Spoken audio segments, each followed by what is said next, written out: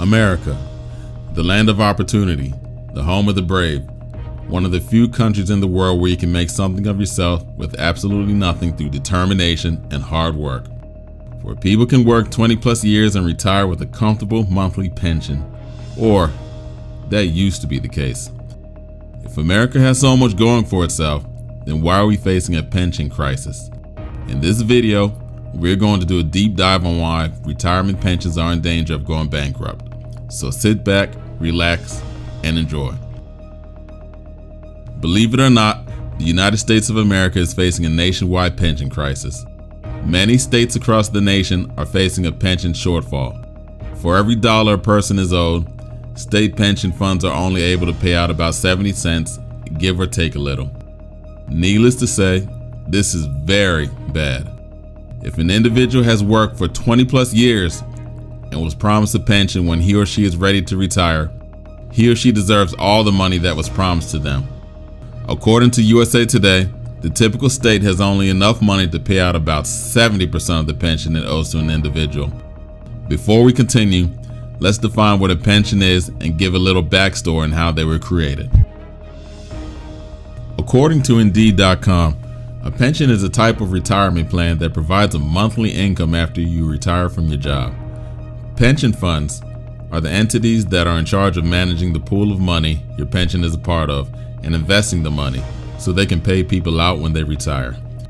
Pension funds usually invest in stocks and bonds and other assets such as real estate and precious metals. There are many types of pensions. There are pensions where employees have to contribute to their retirement plan, which is called a defined contribution plan. And there are pensions that the employer is 100% for contributing, which is called a defined benefit plan. The type of pension that is available to you will depend on where you work at. But who invented the pension? In the late 1800s, Otto von Bismarck, the president of a once German state called Prussia, introduced a retirement plan that provided Germans over the age of 70 with a monthly payment so they can continue living their lives without stressing over finances. He came up with this plan because he was under political pressure to take care of his people, especially the older generation. The first corporate pension that was established in the USA was launched in the year 1875, when the American Express Company started offering pensions to their employees. To qualify for your retirement pension at Amex, you had to be at least 60 years old, work there for 20 years, get a recommendation for retirement by your manager, and get your retirement approved by the board of directors. If your retirement was approved, you would earn half of your annual salary, up to $500 per year. I know what you must be saying to yourself. $500 is not a lot of money. But you have to take into account we're talking about the year 1875 when $500 was a lot of money. Due to today's inflation, $1 in 1875 is worth $26.14 in 2022. The dollar was worth much more in those times, to say the least. At the start of the 20th century, many other companies started to offer pensions as a way to thank employees that have spent a portion of their lives working at a specific company.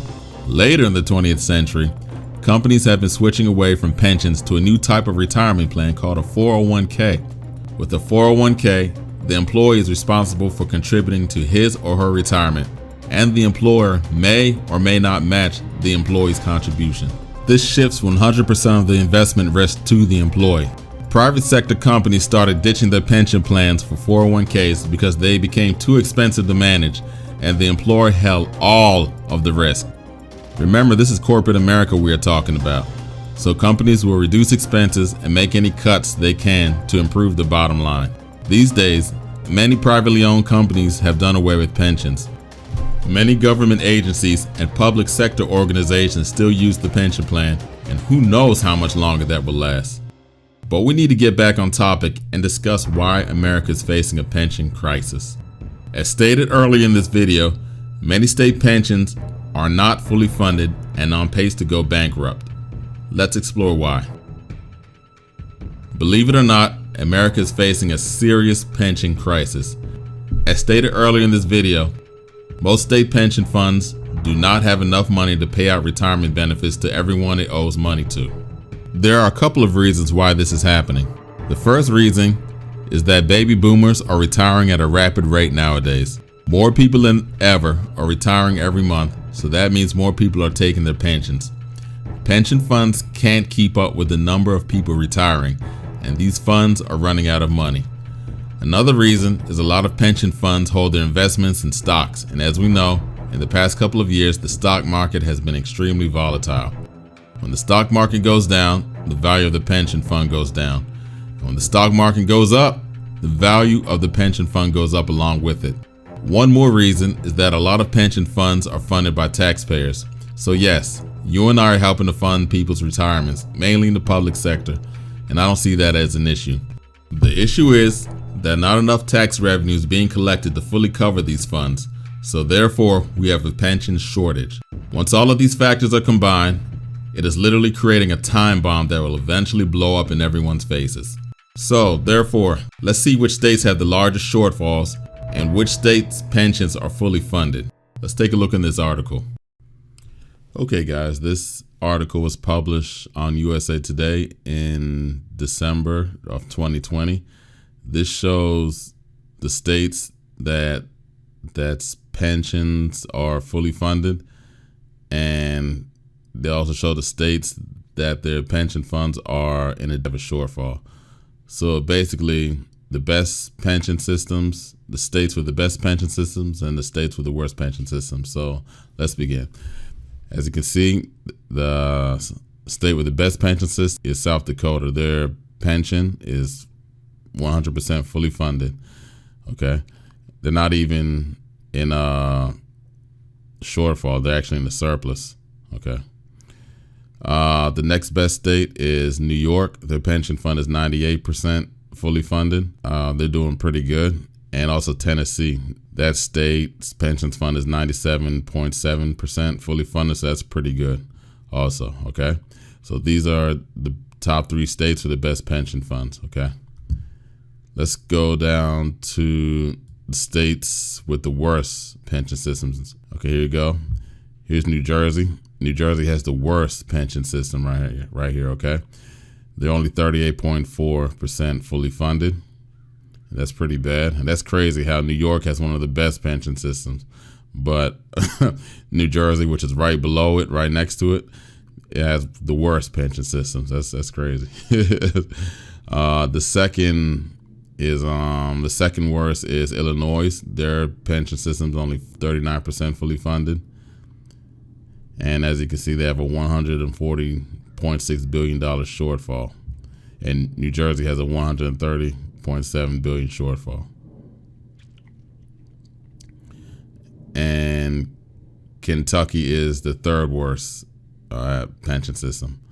They're only 44.9% fully funded, and they're not looking good either. So these are the top 3 states that have the worst pension systems. So all that means is that they'll be increasing taxes on the people and residents on the states to try to make up for it. But good luck. We'll see how that goes. If you work for a private sector company, your pension is insured by the Pension Benefit Guaranty Corporation. If the pension fund for a private company goes belly up, the PBGC will assume responsibility. The maximum amount you can get from the PBGC depends on your age. The older you are, the more money you will get. If you work in the public sector or a government agency, the PBGC does not cover your pension. What will happen instead is that your city, state, county will raise property taxes on the citizens to make up for the shortfall.